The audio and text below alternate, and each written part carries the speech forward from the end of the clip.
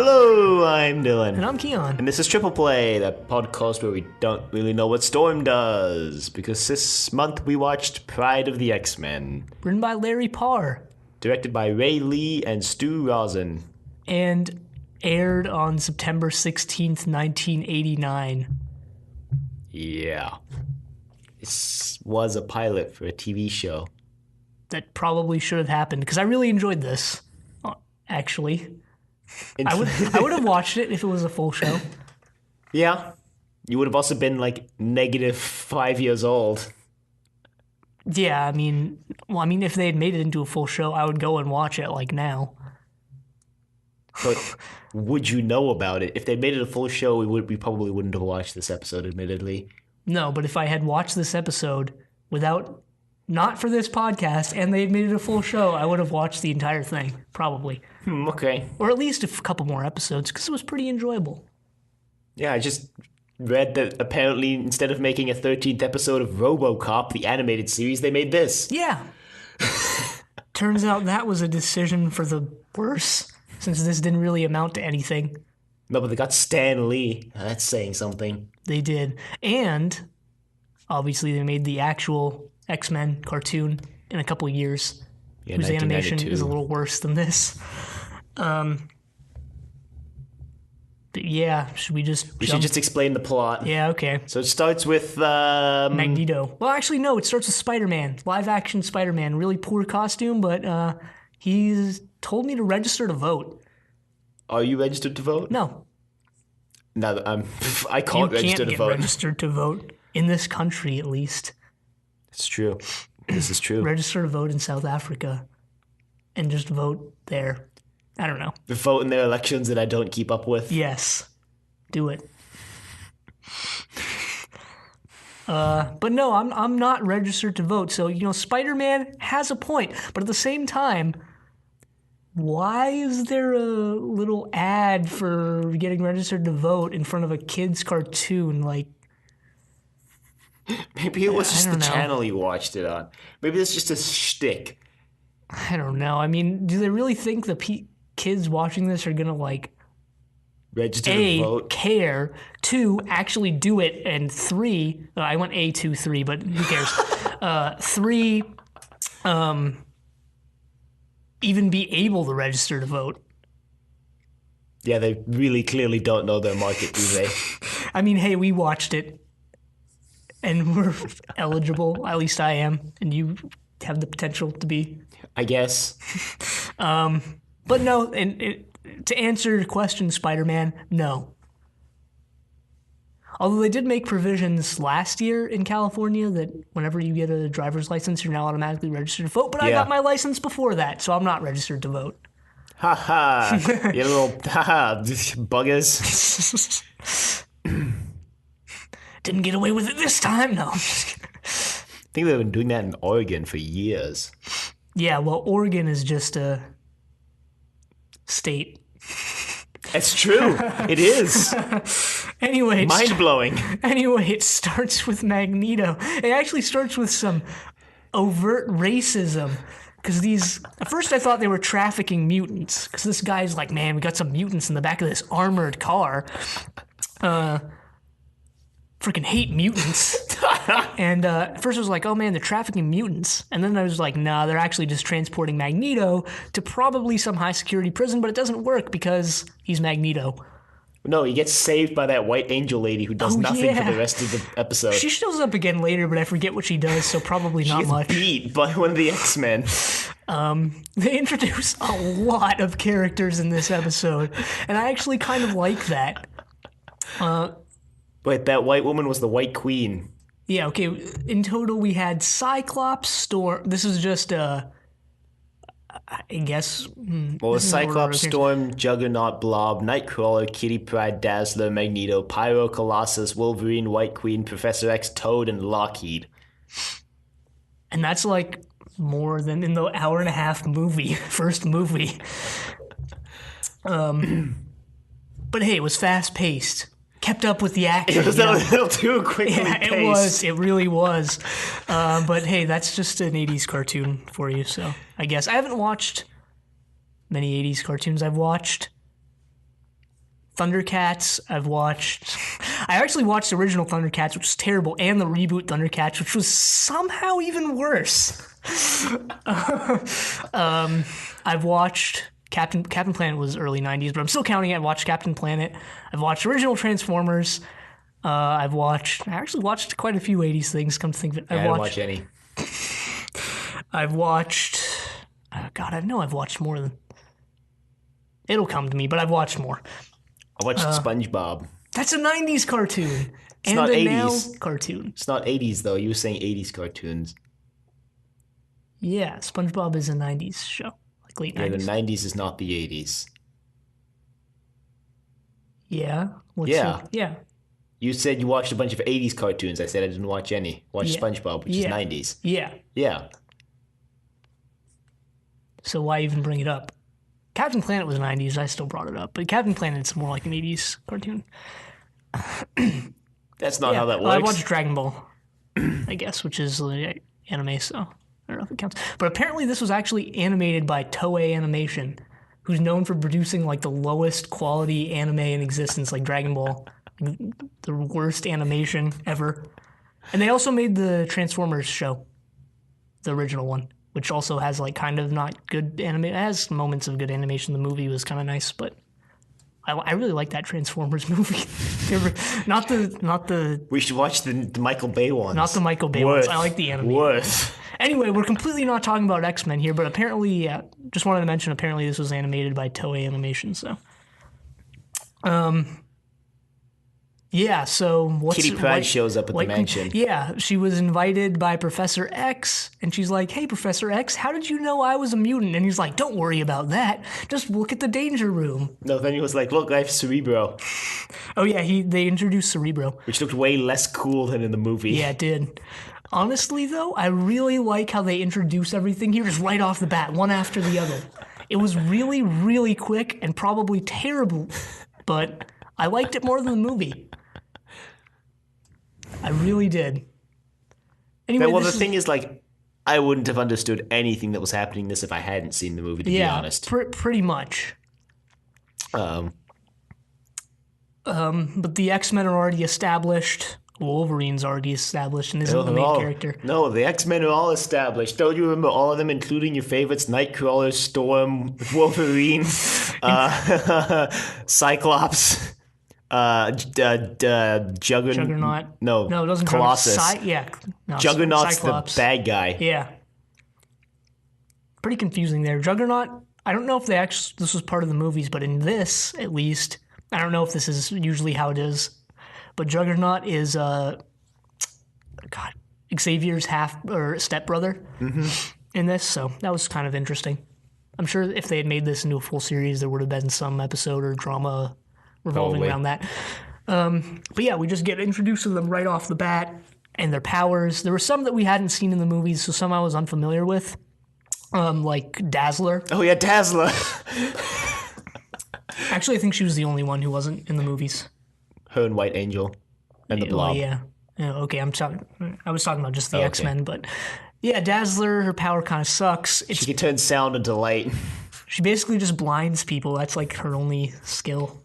No, if she can actually turn sound into light, she basically has the most powerful power because she can like do a bunch of sciencey things with it, but she doesn't seem to realize that. She just kind of shoots people with light, so. Could come in handy. Does come in handy later-ish. Well, I'm sure they could have gone on without her. Okay, well, so now there's like a distress beacon. And they're like, oh no, better send all of the X-Men. Why not? and leave just Professor X and Kitty Pryde to defend the mansion.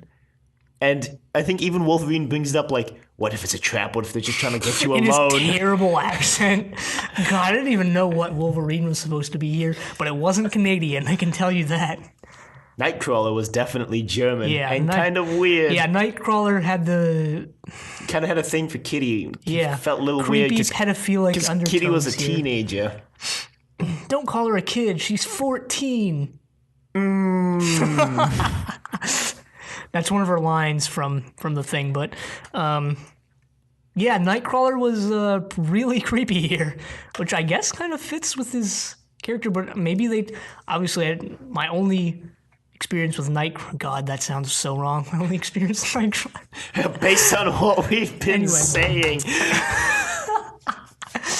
Anyway, the only time I've seen Nightcrawler on screen is in this and the movies. So I don't know. Maybe in the movies they took pains to make him less creepy because he wasn't like this in the movie. or in this, they just decided to make him as creepy as possible. It worked. He also only has 3 fingers on each hand/foot. Yeah, well, he's a Nightcrawler. So I don't know how that justifies that. I guess, I don't know. I just don't know. Well, all the X-Men show up to fight 2 bad guys, Pyro and the Blob.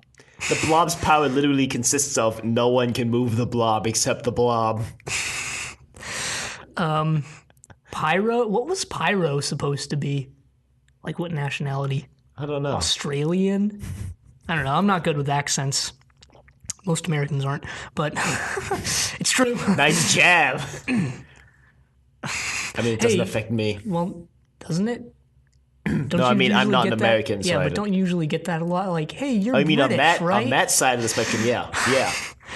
Are you Australian? No. Yeah, got that a couple times. But yeah, I don't know. I just don't know. Well, they escaped. They go to Magneto has a space base. I think he actually has that in the comics. It's Asteroid M. Well, I would assume so, yeah. Asteroid M. No, well, he breaks into the mansion to steal the mutant control circuit of the computer thing. Yeah, which is a cool-looking sphere. Well, Seiko gives it to Kitty to protect, and she runs through the halls, and then Magneto corners her and does this really creepy laugh, and he's like, haha, that's gonna be mine, and then he zaps her, and she drops it, and she phases through the floor. Yeah, Kitty's power, by the way, consists entirely of being able to phase through things. Which can be pretty useful, but she can't control it yet. She's kind of the main character here, and I assume if the series was actually developed, it would be about her developing her powers and becoming an X-Man. Yeah, and all that casual mutant racism. Like when the X-Men save the Blob and Pyro, they're like, get away from me, you filthy mutant. Oh, yeah. I forgot about that. The little girl is like, thanks, and then her dad's like, don't talk to mutants. Something like that. Yeah. That's a part of all the X-Men stuff, though.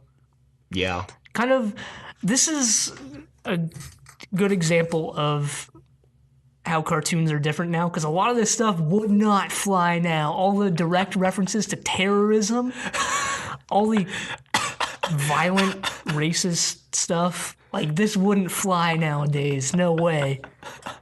Back then, they were okay with it. You know who else wouldn't fly? Nightcrawler. No one seems to have a problem with it either. They're just like, oh, it's just Nightcrawler being Nightcrawler.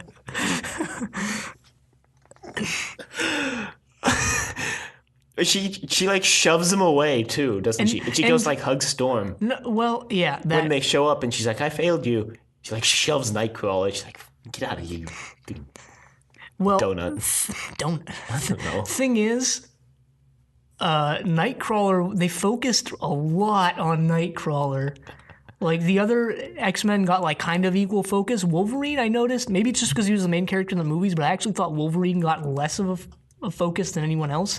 But Nightcrawler definitely got the most. I don't know if this was just supposed to be, like, his episode, quote-unquote. You know who got the least? Dazzler. I thought Wolverine got even less than Dazzler. At least Wolverine had speaking lines. Dazzler did too, barely, but Wolverine... Not as many as Wolverine. Wolverine had more speaking lines, for sure. I guess. But then again, all of his lines were, Kitty's not a member of the X-Men. Yeah, his entire... Yeah, that. I think even back then, Wolverine was like a pretty popular mutant. Like, he was one of the most popular. So how about Dazzler? Maybe they purposely relegated him to sort of a side role here. But since this is like a weekly cartoon, I'm sure each character would have gotten their episode. So probably. And hopefully this was just quote unquote Nightcrawler's episode. So I wouldn't want the whole thing to be like this. Another thing I mentioned is Kitty wearing socks with sandals, because that's kind of what it looked like, but the animation never calmed down enough for me to notice. And it was sort of like it was sort of like the 80s thing where it's like not the lines aren't very clean. Yeah. So I don't know. I couldn't notice, but it did look like she was wearing socks with sandals. And I'm just going to assume that she was. Don't you know what style is? Style is socks with sandals. Yeah, I do know that. Why are you not wearing socks with sandals right now? Because I don't have any style. Whoops.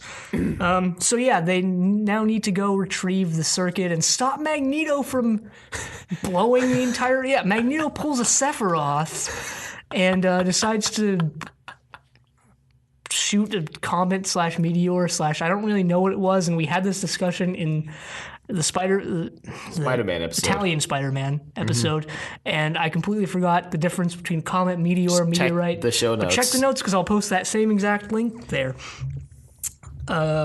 Yeah, so that's what he decides to do. I guess it's just going to wipe out the humans and leave all the mutants. No, I thought it was going to wipe out the whole world. Oh yeah, I guess he was going to have all his mutants. Yeah, just chill on his asteroid. And I guess they were all just going to reproduce with the White Queen, the only female in his entire group. But where would they... Toad shows up, by the way. Yeah, Toad was... Yeah. Doesn't get struck by lightning. But anyway... Were you going to say where are they going to put all the new mutants that they have, that they create? Yeah, I mean, I don't know. Like, they just have a little asteroid. They're just going to be like, well, Earth is gone. There's nowhere to go now. Nowhere but up, right? I don't know. I just don't know. But hey, it's a cartoon. You mean just like Professor Xavier and Storm's powers? We've actually forgot to mention when they're explaining everyone's powers, Professor Xavier straight up says, we don't know the extent of Storm's powers. She can just control the weather or something. But it does come in handy because as they're going into the asteroid M, they're like, hey, Storm, keep the atmosphere inside and we blow a hole in this airlock thing. What? So she does. What is science? I actually liked this part of the episode because it was like, man, what are they going to do next? This is so weird, and it's just throwing things right at you because 1 minute they're like defending the base and then they're in space and now they're confronting all these mutants and it's just like, what's going on? It's too fast, stop! But it was actually enjoyable. Kitty Pryde joins them. She phases through the outer hull of the plane, somehow she doesn't away. phase through the spacesuit she's wearing. She can like control her power sometimes.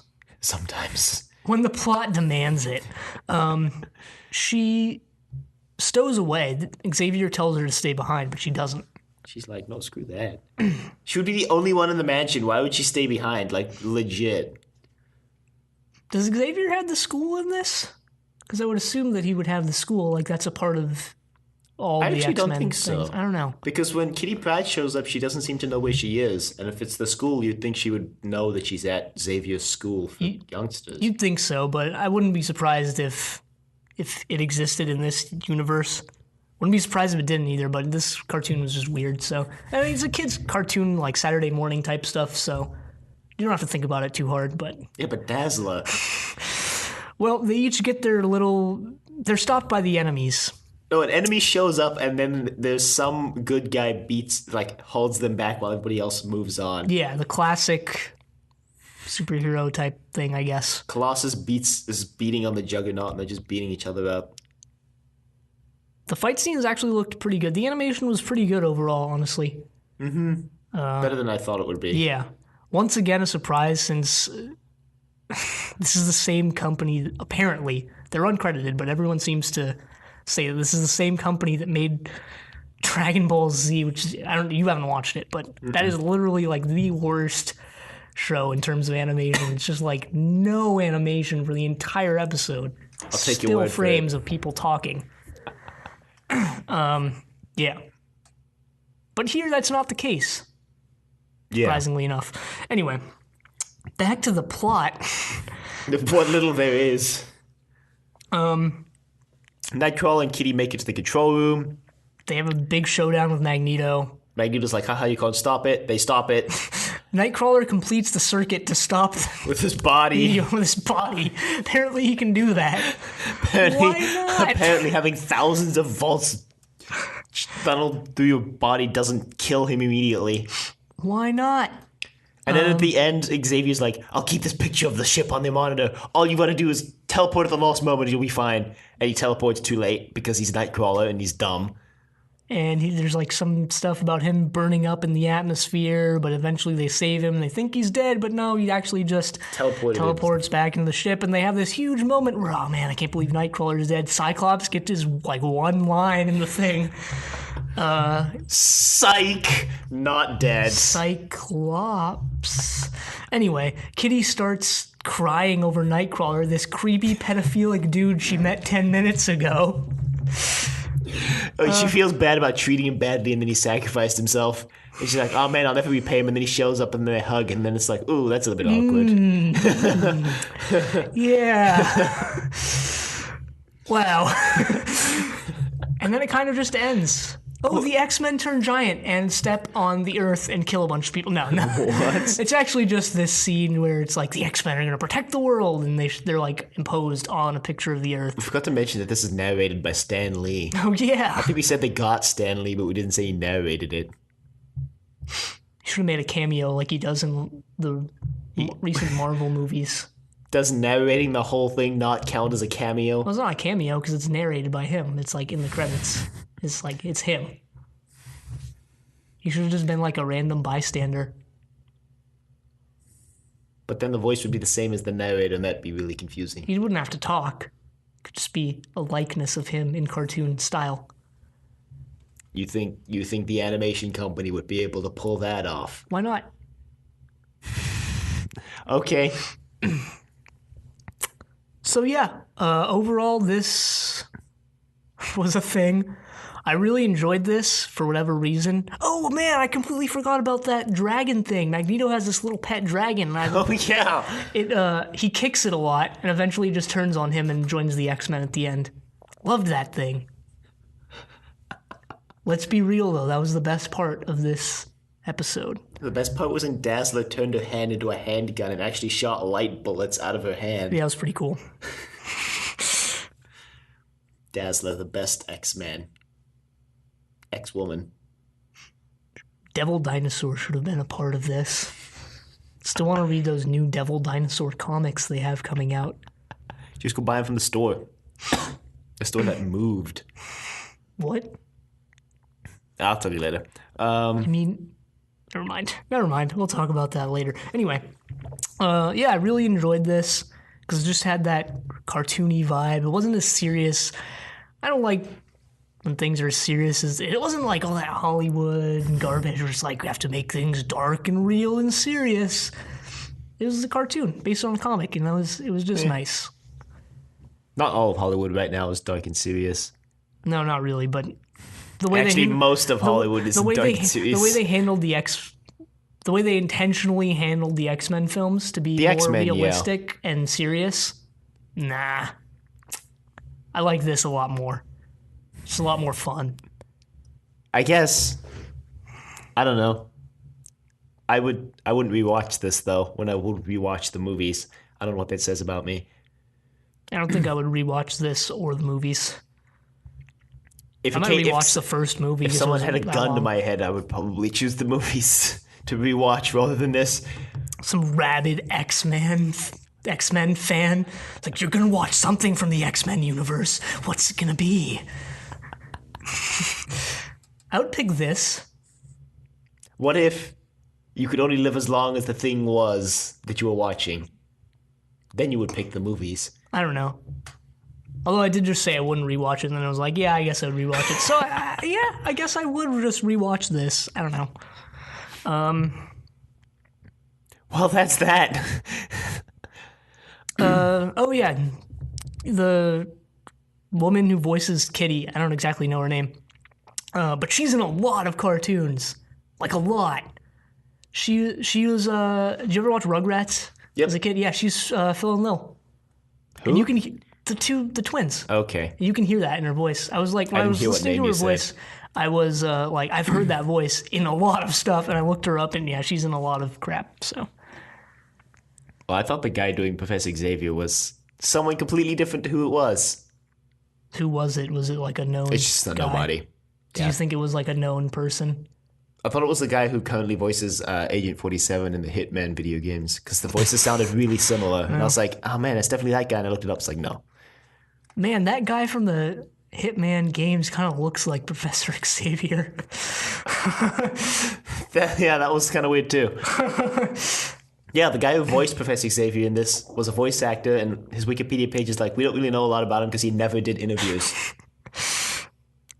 Okay. Lived a pretty private life. All right. There's not even a picture of him on the Wikipedia page. All right. I feel like most voice actors aren't exactly like Hollywood actors who are like always in the public eye. Yeah, They're just but most of them get a picture. I don't know. I feel like most of them are sort of just, they just go in, do the job, and kind of just leave. Not like Hollywood actors. But I don't know. Voice acting is weird. Email us at thedoctor@decorativevegetable.com. Questions, comments, concerns, angry rants, love letters, X-Men, fan fiction, I guess, I don't know. Find us on Please YouTube. not with Nightcrawler. Find us on YouTube at Triple Play, iTunes at Triple Play, Google Play at Triple Play. How many times can we say play in one sentence? You should play Triple Play on Google Play on your playing mobile device. Make sure you create a playlist of the show. And play it to all your friends. Leave a rating if you like the show. Also check us on Facebook, facebook.com/3P Podcast, and like us on Facebook, and also check us out on Twitter at 3P Podcast, and follow us on Twitter. And the next episode goes out on July 6th. Okay, well. All right, until then, the end.